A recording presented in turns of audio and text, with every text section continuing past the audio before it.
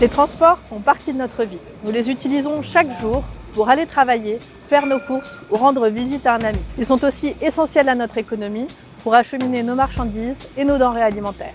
Mais du point de vue du climat, le secteur des transports est celui qui émet le plus de CO2, près d'un tiers des émissions françaises. Si on regarde de plus près, c'est le secteur routier qui émet le plus. La voiture bien sûr, mais aussi le camion et les camionnettes.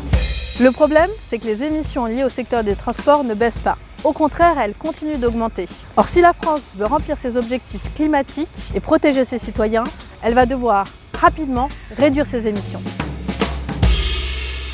Alors, que faire ? À Transport et Environnement, notre priorité, c'est d'arriver à des transports zéro émission, ayant le moins d'impact possible sur la santé et sur l'environnement. Pour atteindre cet objectif, nous publions des études sur la décarbonation des transports. Ces études techniques visent à informer les décideurs politiques et à les convaincre d'aller plus vite sur les transports propres. En pratique, que proposons-nous ? Premièrement, il faut utiliser des technologies qui émettent peu de carbone pour se déplacer. C'est le cas des voitures et camions électriques avec un réseau de bornes de recharge adéquat. Pour le transport maritime et l'aviation, il faudra utiliser des carburants durables à base d'hydrogène. Ces technologies sont soutenues par le groupe international d'experts sur le changement climatique, le GIEC. Et si la France veut décarboner les transports, elle va devoir déployer ces technologies le plus rapidement possible au cours des 10 prochaines années.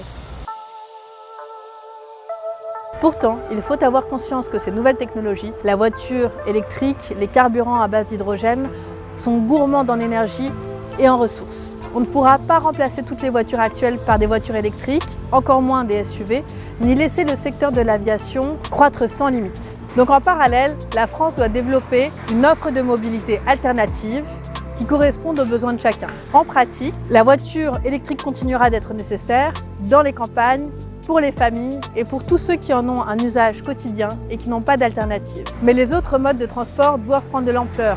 Le vélo dans les campagnes, la voiture partagée et le train pour voyager partout en France et en Europe. Ces évolutions doivent aller vers plus de confort, plus de sécurité et surtout être plus économiques.